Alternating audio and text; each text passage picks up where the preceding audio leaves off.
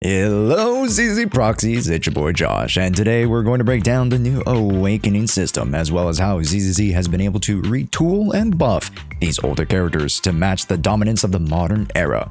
It's no secret to veterans that the game has moved at a considerably fast pace. Yet, with the fast-moving developments of the game, the devs themselves weren't just going to lie down and forget about some of our older characters. With this new system, we're going to be able to breathe new life into our previous cast of characters and those who become pushed out of the limelight in the future. And so, let us begin with your full potential vision guide for version 2.5. With version 2.5, we're getting 5 characters in this batch of Awoken or reworked characters: Soldier, Burnice, Grace, Ellen Joe, and Soldier Zero Amby. As you can tell, not all of them are limited characters, nor do all of them get massive overhauls. Yes, we do have some standard units who have been, well, underperforming, even as far back as 1.3, and units that we've already looked at but are now tuning up again. Allow me to first dive into the potential vision system itself. You can access this by going into the individual characters' profiles, and then right next to the Mindscape section, you'll see this new window here. This will give you access to the Mindscape-like menu that has 6 new slots. Yup. Unfortunately, this system is not a one-access pass. We will need to grind and obtain pieces to get the full potential of these characters, but fret not, as 2.5 has given us access to quite a few ways to do so. In order to unlock what they call potential talents, you'll need to redeem these silhouette cards. You may redeem these via the Scott's Outpost Logistics Bay in the new menu at the bottom here called the Potential Archives. In this new menu, you can see not only the silhouette cards of each character, but even some older event wensions and other small goodies. All these will come at the cost of a new currency called Daily Performance, which is a surprising name for it because the way that you'll actually farm these consistently is actually by doing your weeklies. So that's a bit awkward. But you don't care about the name, you care about how to get them. As far as the shop goes, it costs 1,000 performance currency in order to redeem 1 copy of the silhouette for any character, which might come as a concern to some folk. Josh, is what you're saying that we need 6,000 total of these performance points in order to get a full awakening of a character? Well, there's 5 characters. Man, that cost is way too high. The bright spot is that the potential talent for the majority of the characters' rework actually lies within the talent level 1. So you don't have to work too hard for these characters' reworks, and if you really wanted to, all you would need to do is get talent level 1 of each character to get their reworked kits, which makes it a bit more accessible than what you'd initially assume. The second level generally revolves around a core bonus, and levels 3 through 6 will be a potency increase of said additional core. In review, each talent silhouette costs 1,000 points. Grab level 1 and 2 for general rework kits. You can also grab 500 each from the trials, totaling 2,500. So in our first week of gaming, if you have unlocked everything as a veteran player, you can gain upwards of 5,500 with a whole new month coming to refresh that shop right away. And now, onto the actual character awakening portion. Let's start off hot with one of my favorite awakenings, Burnice. Now, I've always held Burnice in quite high regard, but we're not blind to how outmatched she can get sometimes, as well as how the meta does not really care for characters that don't provide something extraordinary like Vivian Ablooms or polarized Alice Assaults. Yet, we're now starting to break that mold. No longer is Vivian going to be the sole bearer of the Abloom gimmick, as Burnice is actually gaining the ability to do so as well. Burnice's first talent enhancement grants her the ability to more comfortably access her double shot flamethrower, as well as gain access to her afterburns quicker. The first ability change is to her basic charge attack that used to just output fire damage, leading to the activation of the EX special. But now we've added on the ability to activate an afterburn, which dots or deals damage over time, a status that inflicts fire damage at intervals. This single instance won't cost you anything extra, become a free tick of fire damage that not only chips away at your enemies, but will contribute heavily to applying Fire Anomaly, which is Burnice's bread and butter. This additional attack will be considered an assist attack, so make sure to level up your assist skills with her now. Next, about to Afterburns, they're not only contributing towards Fire Anomaly, but towards a new stack of Burnice called Ember Flow. This new gimmick is tagged onto the Nitro Fuel bar here, and if you have it, you'll be able to perform an entry skill like we do with Jshoea. And this is her new EX special skill that actually can perform in a Bloom instance. As seen with Vivian, Blooms are able to take the scaling of the consumed anomaly. So let's say, for instance, it's electric here. You'll be able to dish out an electric Bloom attack. Dude, it's Bloom. All Bloom. It's Bloom. A bloom. So ignore that guy. Blooms are strong extra forms of anomaly damage. But back to the rework, this new skill will only activate once you have this Ember Flow ability, which can be gained by popping 12 instances of Afterburn with Burnice's base kit. When she applies the DOT status called Scorched, you'll gain ticks of fire anytime you hit an opponent within 1.5 second intervals. So there is a cooldown to this. Yet, with each tick, you'll expend 8 heat from Burnice's natural field bar, like so, to create an instance of Afterburn. Accumulate those 12 Afterburns and boom, you gain 1 Ember Flow proc for the EX special entry skill. And to wrap it up, Burnice also gains an extra scaling factor with her Awakened Potential core ability called Boiling Point Party. Now she can utilize energy regen to scale her anomaly mastery for every 0.1 points above 1.8 energy regen in your initial stat. You can have an increase of your anomaly mastery by a scaled 2.5 points and damage by 2% at max potential talent level 6. This totaling up to 25 anomaly mastery and 20% damage bonus. So if you do the calculations, you'll be wanting around 2.8 initial energy regen. So unfortunately, or fortunately, for however you see it, the signature Wenjin does not contribute to the energy pool because this is applied on the battlefield and not initial. So don't feel bad if you're not grabbing the Burnice Wenjin off of the spending event or battle pass shop. You can get away with other options. And let's quickly go over said build, and Burnice is now shifting her focus onto energy regen on the 6th slot and a 2-piece energy set. Yet even though I've been focusing on energy regen, let's not dismiss that AM is probably going to be the most overall best 6th slot that you can still use. And so does the Wenjin offerings, as the Flamemaker Shaker still grants enormous amounts of attack, which benefits the Afterburn damage, extra energy regen for your EX special, and AP increases that are associated with off-field special application,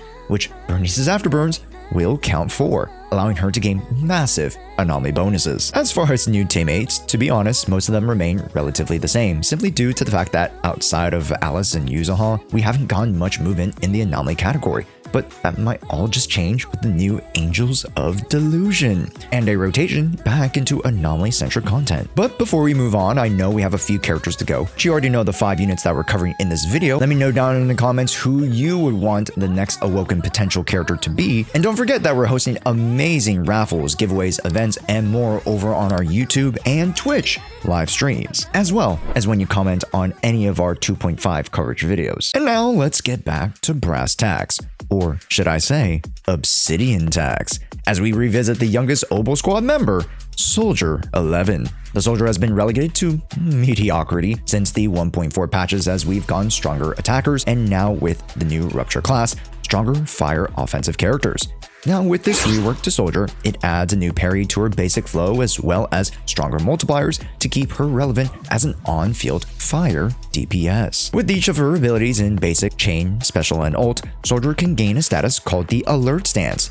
This will allow for a new attack called the Fire Charge, and you can manually input this ability by holding the basic. Yup, we now get a new charge attack for Soldier. Hey, but instead of just charge attacking, you should be focusing on utilizing your basics to dish out your usual fire suppression attacks. And whenever you were to be attacked during your basic string, if you are in the alert stance, you'll be allowed to parry by holding the basic button, this parrying the enemies and granting 3 fire suppression stacks for your troubles. And with said attacks, you can input them faster, if and only if you are guaranteed to perform a fire suppression attack by virtue of your stacks from the EX specials, chains, and ults. And a new final attack emerges from the basic string, specifically an enhanced basic 5 if you have more than 5 guaranteed fire suppression stacks. Once you launch a chain or an ult, you can utilize this enhanced basic, by which it'll consume the rest of the stacks in order to launch an additional fire damage instance. And as you can see, I'm left with no more stacks after in this example. This helps to streamline the in-stun attack window,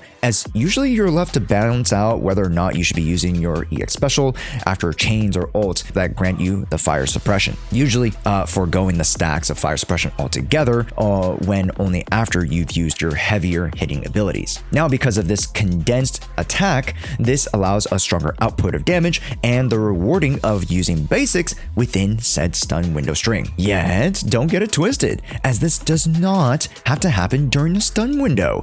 Characters like Yao, who can proc chains with her ult, Dylan, who with her customer complaint stack can give an ult instance to any of her other teammates. These will also proc the chain or ult to basic enhanced attacks. This inviting more interesting combos and attack lines. Outside of that, there are some smaller qualities of life, like after her EX special, she can immediately jump to basic 4 of her basic attack string. And then there's the Talent 2 core level up, which grants additional crit damage up to a max 48%. Which, wow, that's quite the extra gift here. Builds are relatively the same, with Brimstone and Severed Innocence coming in with massive damage bonuses for you, to then balance out with Pen or Fire on slot 5, or the Great Evelyn's signature, the Heartstring Nocturne, for its balanced contributions, as well as bonuses after chains and ults still provide to be quite relevant. Drive options for Soldier now balance around the Woodpecker, and with a dial-in, Puffer Electro is the way to go. Or even try out Dawn's Bloom, but it's still calculated that having more universal stat bonuses trump the very specific basic attack drive. Because it's been a while since I've covered Soldier 11, here are some team variations that I've been enjoying that include the modern day Dialins of the world and other strong supporting cast characters who have popped up like Jufufu. As we move straight over to the construction site next door, let's hit up the mechanic, Grace Howard. Burnice is not the only anomaly character to get covered this potential awakening update, as Grace, who's been absolutely left in the dust since 1.1, has seen nothing but the bottom, always having to stare up towards her anomaly peers as they apply their elements faster, more consistently, and with more strength. This ends here now as Grace becomes a stun grenade chucking master as she 6-7s her electric shocks onto the battlefield, with her new charge attack ability tied to her special. Grace has seen some of the biggest changes out of the group, so strap in folks. First, Grace gets a very much needed additional core upgrade that includes not only, again, her faction or same attribute, but now an additional anomaly unit. Oh my god, how we pray for times like this. The new additional ability allows her to increase follow-up shock attacks after an initial application with 18% increased damage. That can stack up to 2 times. And we'll soon find out Grace is amazing at burst shock application, and she'll do it multiple times in a row. Next comes her biggest change to her gameplay, and that involves her EX specials and ult. Grace gains a new stacking mechanic called Pulse, so let's start with that. With the ultimate, which before was just a large grenade bomb, now it can be followed up with a new ability to have Grace a bloom. That's right, Grace can now a bloom too. So once Grace does any instance of her own ult, she will gain 25 stacks of this pulse.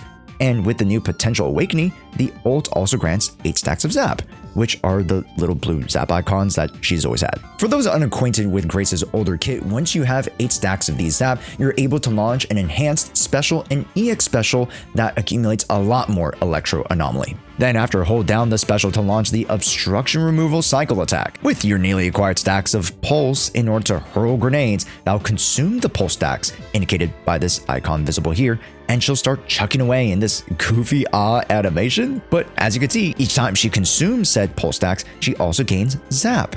And each 8 stacks of zap she generates will also lead to an bloom instance from the following grenade toss. Man, I really do like how this rework is able to build off of itself. And with that, some smaller notables. The dodge skill can immediately lead to basic 4, and the basics themselves cannot be cancelled. So you will go into 3 and 4 anytime you follow up with basic 1 and 2. And the new hold basic skill obstruction removal cycle can dodge if you were to input a direction to reposition, just like how base Grace was. And the potential talent 2 awakens another additional ability that when consuming zap, you can gain a bonus of electric damage up to 30% for 25 seconds with repeats refreshing the duration, allowing for an almost 100% uptime. The build for Grace does not drastically change, yet if you are running a Jshoea and or mono electric team, best to go for the 4-piece Thunder Metal, as you'll be able to maintain the electric anomaly buildup quite well, such that you won't need to rely on the 4-set bonus of the Freedom Blues like you did prior. Then flip the 2-set bonus to AM with the Phaethon's Melody,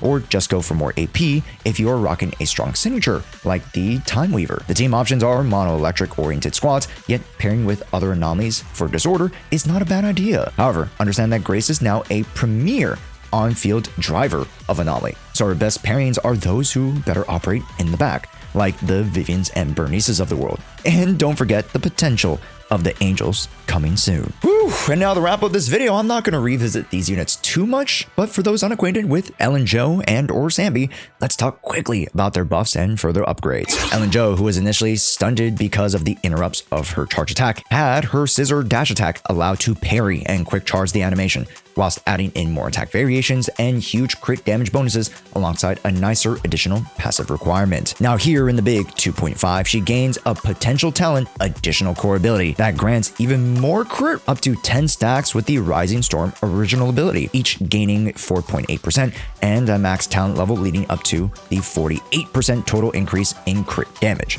Now, arguably, that's a lot of slices of crit damage that you'll have to rotate into things like pen, attack, or ice bonuses. Thereafter, once you do reach the 10 stacks, you can gain an additional 10% ice resignor, each stack lasting, again, 10 seconds for instances of ice damage. So in total, we have the original 30% potential ice damage bonus, 48% crit damage, and 10% ice ignore. Then with Sanby, her original kit was a bit clunky in the stacking mechanic of her flash stacks. Now they've smoothened that out, given her extra qualities like grouping on basic 3 and gifted the aftershock tag to her chains and ults, allowing them both to benefit from the massive aftershock bonuses she gets. With the extra buffs on the talent 2 called Electro Pulse, she will additionally grant all aftershock damage done to enemies with Silver Star a 50% damage bonus increase. Wow! Which is pretty nasty, as most of her kit now is considered aftershock. Not the biggest change in the world, but definitely an upgrade to her overall production. And to make sure I cover my bases with both of these characters, their builds don't change too much with the exception of Ellen Jo,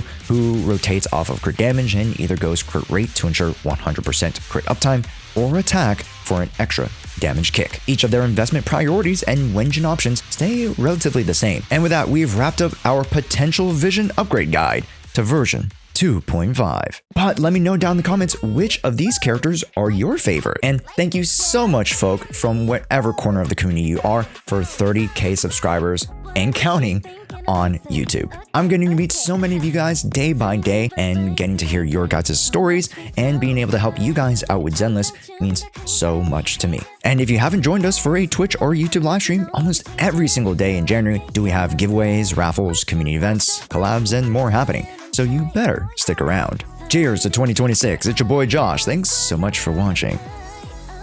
Matane.